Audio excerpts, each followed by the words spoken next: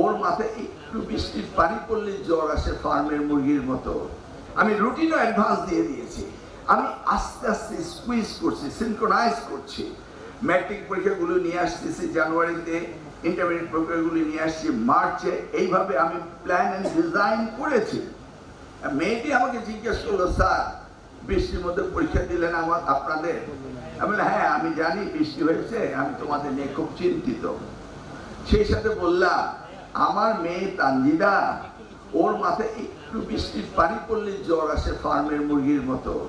সেই জন্য আরো বেশি চিন্তা করতেছি তোমাদের কি জ্বর আসে কি না। সেই জন্য আমি খুব উদ্বিগ্ন। যেটা হয়েছে তো হয়েছে, জ্বর আসে কিনা। কিন্তু কি করা যাবে, আমাদের পরীক্ষা তো সকলের সাথে কথা বলে বলতে হয়। সকলেই বলেছে পরীক্ষা নেওয়া যাবে। লক্ষ্মী মা পরীক্ষাটা দিয়ে দাও, মাকে বলো এক কাপ কফি বানিয়ে দিতে, পড়ার টেবিলে বসে যাও। ইউ সি, শিক্ষার্থীরা তারা এই ধরনের একটা ন্যারেটিভ, এই ন্যারেটিভটাকে তারা নেগেটিভে নিয়ে গেল। ইউ সি, জাতি যদি এইভাবে অর্থ কানা হয়ে যায় তাহলে তো আমাদের ভবিষ্যৎ ভালো হবে না। কিভাবে না আমাকে নিয়ে ট্রোল শুরু হলো, এবং যারা ট্রোল করতে শুরু করলো তাদের কেউ পরীক্ষার্থী না। আমি তো ঢাকা শহরে আইডিয়াল কলেজ বা ল্যাবরেটরি স্কুল বা ভিকারুন্নেসা, আমি কাউকে দেখিনি আন্দোলন করতে।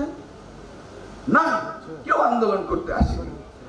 এইভাবে আন্দোলন করে মিসগাইডেড করে কি একটা হ্যাভক সৃষ্টি করলো। ধরুন আজকে জিওগ্রাফি সেকেন্ড পেপার পরীক্ষা চলছে।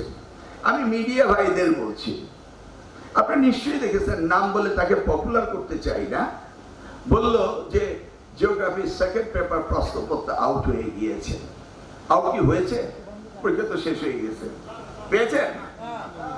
এই যে মিডিয়া মিস ইন্টারপ্রিটেশন করে, এখন মনে হচ্ছে যেন নকল হচ্ছে, প্রশ্নপত্র বেরোচ্ছে,